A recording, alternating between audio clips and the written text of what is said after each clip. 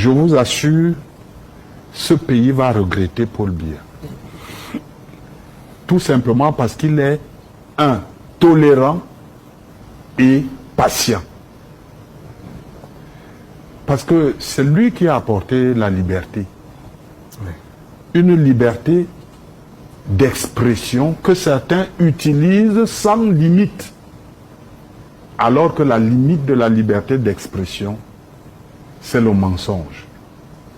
Alors, lorsque dans les médias ou dans les réseaux sociaux, des gens mentent, et ils mentent toujours, et ils ne sont pas inquiétés, c'est pour dire quoi?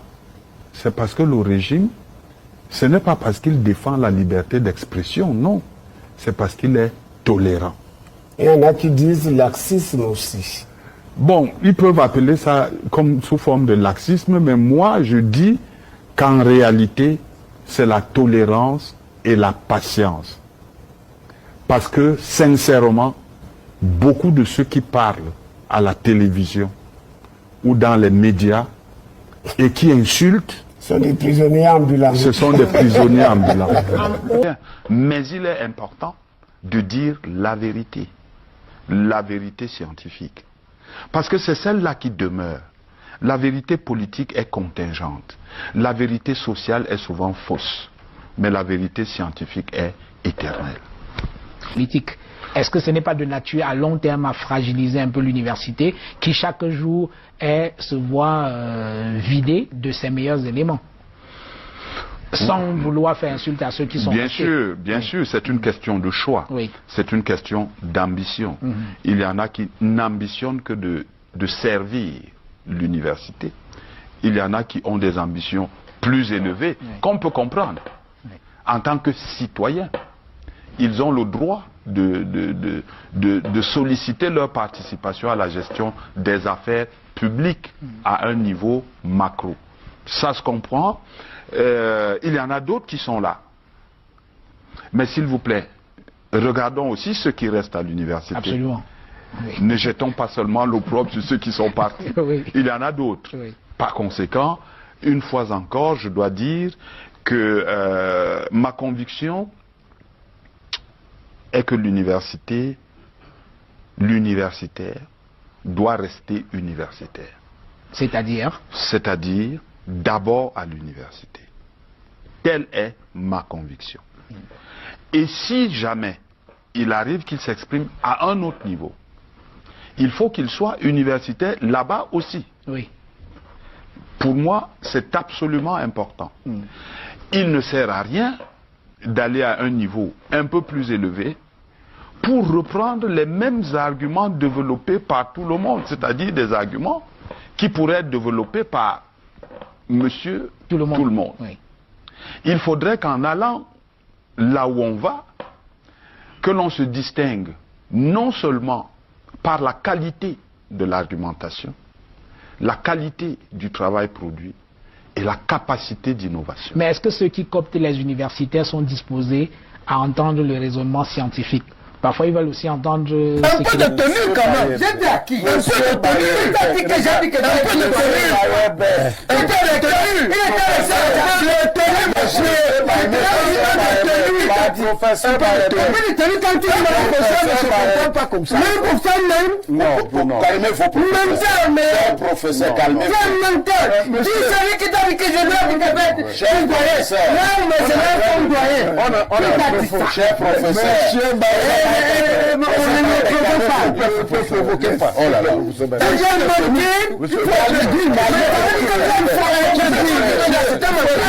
Calmez-vous. Calmez-vous, cher professeur. Il faut être dit. Sérieux. Je n'ai même pas fini. Il m'a laisse-le.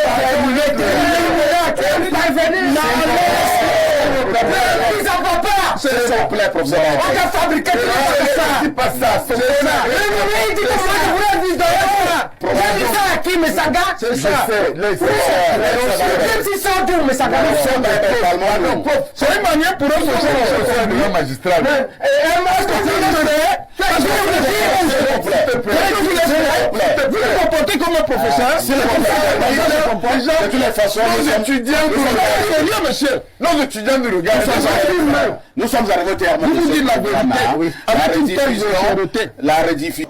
Deuxième chose, on ne peut pas, parlant de régime politique, ne pas en avoir une conception écologique. Qui dit régime politique, dit société. Qui dit régime politique, même en droit constitutionnel, dit société. Les juristes constitutionnalistes sont des politistes. Ce sont des juristes politistes.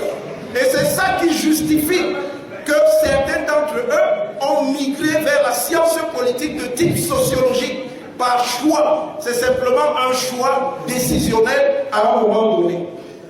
Autre considération avant de rentrer rapidement dans les partis, c'est la question de la normativité et de la légalité politique.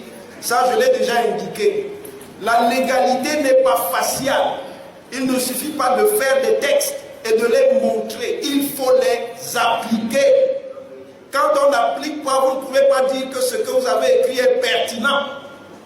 C'est l'application substantielle qui donne de la normativité juridique à un texte. Je finis donc en disant que le régime camerounais est tout sauf un régime parlementariste. Le régime camerounais est bien un régime présidentialiste. Je suis pourtant d'accord avec une grande partie de ce que le doyen dit en se situant du point de vue de la logique interne. Wolf Le Pénis aurait dit des principia domestica, mais on ne peut pas considérer seulement le droit du point de vue de sa logique interne. Il faut également considérer le droit du point de vue de la logique externe qui le rattache à la société. Principia peregrina. À partir de là, on peut envisager les choses dans deux directions. Une première direction qui va montrer comment le politiste appréhende la normativité, la réflexivité institutionnelle du régime politique. Un régime renvoie toujours évidemment à un ordre normatif. Régio renvoie à norme, qui renvoie à écarissage, à mise en ordre. Un régime renvoie également à une réflexivité. Ça veut dire que dans un régime, il y a un ensemble de principes politiques. Voilà pourquoi les constitutions commencent par un préambule où, en quelque sorte, on présente, comme le doyen a fait, son identité. Sauf qu'on peut présenter son identité et en avoir une autre en réalité. Dans ce cas, on va aller très vite. On va évoquer en grand temps les montages nomologiques du pouvoir. La constitution camerounaise définit bien des normes. Un système de normes qui montre que c'est effectivement une norme des normes, pour parler comme Carl Schmitt, une norme normale, c'est une loi fondamentale. Ça, c'est indiscutable. Il y a bien un système de normes qui est déployé. Il ne s'agit pas ici d'y rentrer. Vous avez le texte, vous pouvez voir. Deuxième chose, à partir du moment où on le voit, c'est qu'une constitution a des valeurs. Et la constitution camerounaise présente des valeurs. Premier élément que vous devez retenir, c'est qu'il y a un habillage élégant de l'idée que le Cameroun est un État parlementariste. Pas simplement dans le sens indiqué par le doyen. Ici, État parlementariste ou État parlementaire renvoie à la notion de Norbert Elias sur la manière dont la parlementarisation, entendait la démocratisation représentative, a civilisé les mœurs politiques en Occident. L'État camerounais, dans ce système de normes, se présente comme tel. Deuxième idée, l'État camerounais a un profilage rassurant d'un régime pluraliste. Dans la Constitution, on vous indique qu'effectivement l'exercice de la souveraineté se fait avec le concours des partis politiques. On ne dit pas le parti politique. C'est donc bien l'idée d'un régime de pluralisme constitutionnel. Troisième idée, c'est une société constitutionnaliste. Grand B, il y a également le cadrage organologique. Et cette constitution prévoit un certain nombre d'institutions. Et quand vous regardez l'équilibre institutionnel, incontestablement, une institution domine toutes les autres. C'est l'institution qui s'appelle le président de la République. L'idée ici, c'est qu'en dépit du premier niveau, qui est le niveau des normes et des valeurs, on a une souveraineté qui se veut post-hégémoniste. Et c'est ça qui conduit certaines analyses, par exemple le professeur Olinga a parlé de présidentialisme démocratique, avec l'idée de gérer quelque chose qui est de l'ordre de ce qu'on pourrait appeler avec Aristote la constitution mixte. Les constitutions ne sont pas nécessairement des choses pures. Autre idée, en réalité, quand vous voyez ce système d'institution, il est incontestable.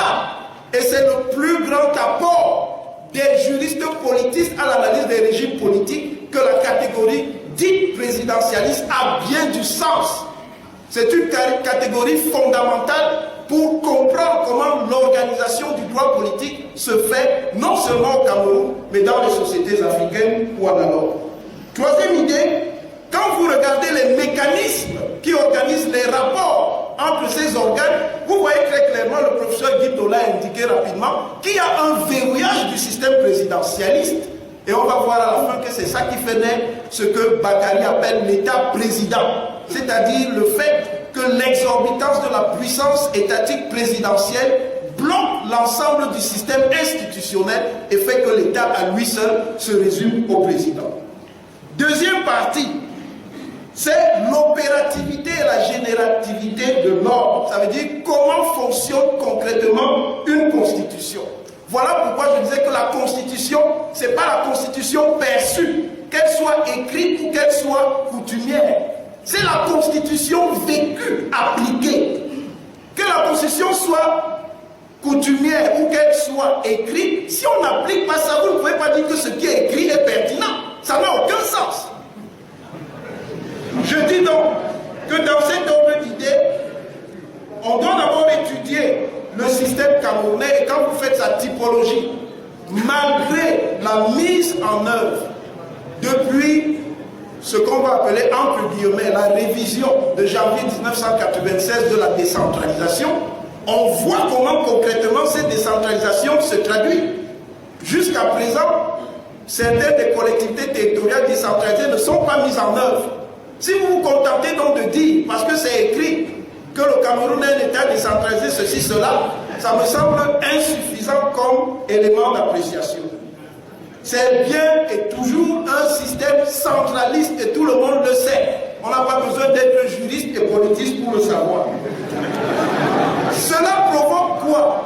Nous sortons de notre propos. Cela provoque le fait qu'en réalité, on a un régime qui ne relève pas simplement du jeu de ce que certains ont appelé la paraconstitution. Je cite le texte du professeur Sindou qui date de 2007, mais dès 1998, j'avais parlé des éléments paraconstitutionnels dans mon article sur les juristes savants. J'ai dit, pour finir, que l'État camerounais est un État amphiconstitutionnel. Ça veut dire ici que la Constitution n'y est qu'un prétexte pour masquer quelque chose qui en réalité est de l'ordre de la domination monarchique. Il s'agit en réalité d'une monarchie. C'est un système monarchique et étudié même à partir de des normes. C'est qu'on n'a pas le temps de le faire. Vous allez constater qu'il s'agit d'un système monarchique de pouvoir. Et je finis en disant que la manière dont le système camerounais fonctionne montre qu'il y a bien une loi de la gravité du présidentialisme. Le présidentialisme a beau se déguiser, il a beau se démocratiser, il est toujours le présidentialisme parce que le système fonctionne en rapport avec une configuration sociale, historique et politique particulière qui a été mise en place en 1959 et dont on n'est pas toujours sorti et qui nous situe dans le gouvernement perpétuel. Je vous remercie.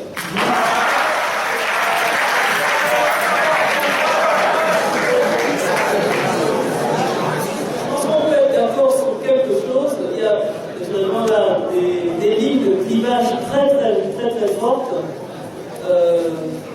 avec une certaine émission, j'ai l'impression, d'auteur.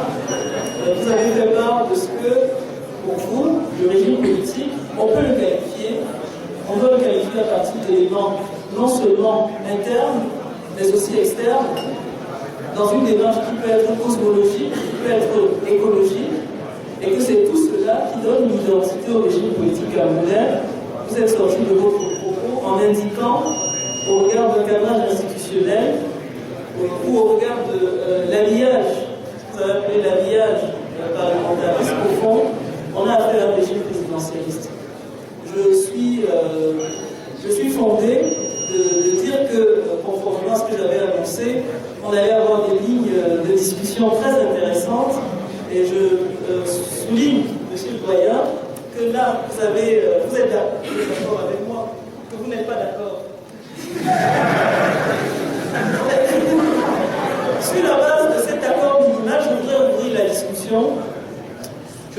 discussion. Simplement, je ne commenterai pas les différentes présentations au regard du temps qui nous reste. Je voudrais ouvrir le débat en vous proposant un schéma de travail. Si vous le souhaitez, nous pouvons procéder de cette manière. On prendra les questions par vague. Nous avons à peu près 30 minutes encore pour la discussion. On va prendre les questions par vague. Les vagues de 3, je vous propose de poser votre question en indiquant qui vous êtes et à qui votre question est adressée. La parole est à qui de la prendre? C'est toujours difficile de prendre la parole. Je m'appelle Céline Bernard, je suis docteur en droit. Je voudrais poser la question au docteur Mathias Orlandini relative à son intervention et elle sait savoir que peut-on faire comment peut-on définir la science finalement. Cette question relative a un lien avec l'autonomie de la science et partant de la classification des concepts. Et de ce point de vue, pour rendre la question plus pratique, à quel niveau se situe donc la différence entre un régime politique et un système politique? Merci.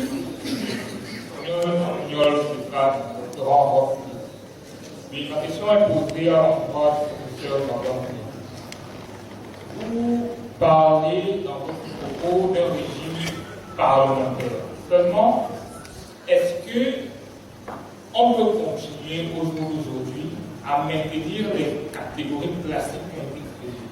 Pourquoi? Parce que, à la vérité, il y a l'évolution des institutions, il y a l'évolution des pratiques institutionnelles et juridiques, une chose qui permet à la fin de compte d'aboutir à une sorte de divinisation des régimes, des systèmes. Il y a des noirs, il y a des blancs, et alors on a fait la création d'un nouveau cadre, une nouvelle race, les métis. Aujourd'hui, hier on avait le présidentialisme, le régime présidentiel, donc on avait le régime parlementaire. Est-ce qu'aujourd'hui on ne peut pas parler d'un modèle politique? C'est Mohamed, étudiant en master 2 comme vous dites. La question va à la fois du docteur Mohamed Mathias. Il est notre but que quand on regarde la structuration de notre ordre juridique, on se rend compte que les rédacteurs de notre constitution se sont arrangés à arroger au chef de l'État la quasi-totalité des pouvoirs. Ma question est la suivante. Peut-on dire que le Cameroun est un exemple de démocratie?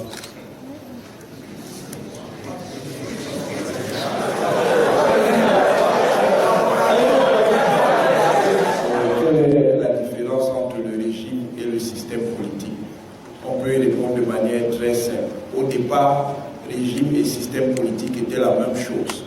Je vous ai parlé de la théorie d'Aristote, la théorie sur les polités, sur les ordres politiques.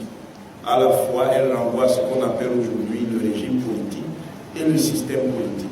On commence à parler du système politique quand se développe, à partir de la fin des années 60 et du début des années 70, l'analyse systémique qui vient de la physique et qui est transférée en sciences sociales par David Easton.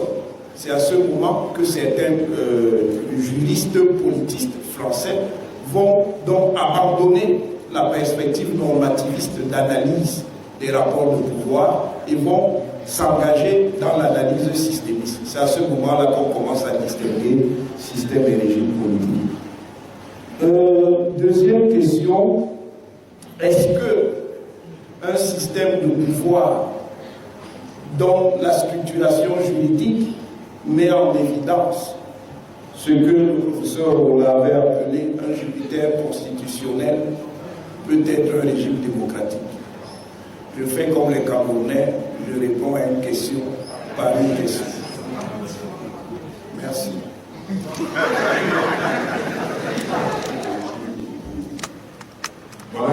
question qui aurait pu faire l'objet de piège. Parce que c'est une question qui est en réalité très facile, mais en même temps sur beaucoup de points très polémiques. Je voudrais y revenir, mais après avoir dit un mot sur ce qui a été dit.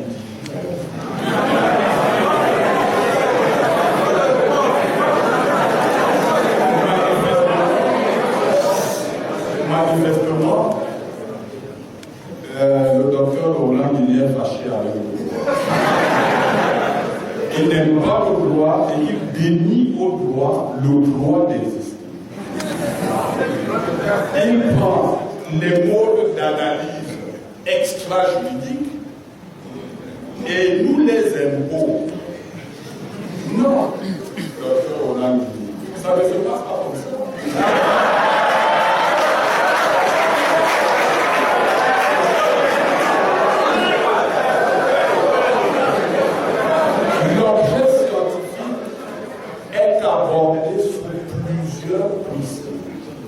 Vous avez le prisme de la science politique. Je n'ai pas la prétention de penser que la science politique est phagocytée par le droit. Je n'admets pas non plus que l'on pense que la science politique a phagocyté le droit. Non, il y a des champs d'analyse qui sont différents, avec des techniques différentes, qui peuvent être complémentaires, j'en conviens, mais qui n'admettent pas que l'une présente ses lettres de créance avec autorité incontestable. Non. Docteur Hollande, il ne faisait pas comme ça. Docteur Hollande, le droit et surtout la théorie normativiste est aujourd'hui l'une des rares à avoir intégré la question de l'application du droit dans ses analyses. Je n'en donne pour exemple que la théorie de l'entrée en vigueur. Aujourd'hui, ce n'était pas le cas souvent.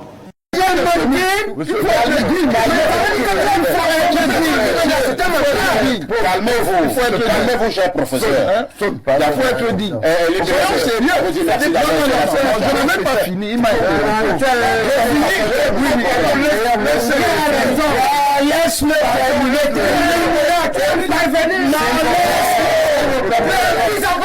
s'il vous plaît, professeur. On a fabriqué tout ça. C'est pas ça. C'est ça. J'ai dit ça à qui, mais ça gâte. C'est ça. Même si ça dure, mais ça gâte. C'est une manière pour eux de faire un magistral.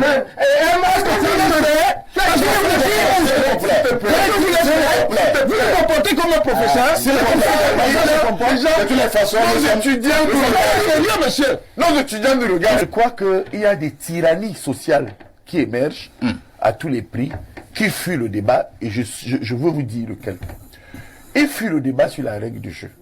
Vous savez que moi, ma fausse exclusion est liée au fait que j'ai dit aux gens que jouons le jeu franchement. Parce que lorsque vous prenez l'article 80 du code électoral, si quelqu'un peut nous lire ça, moi j'ai des problèmes de jeu et tout ça.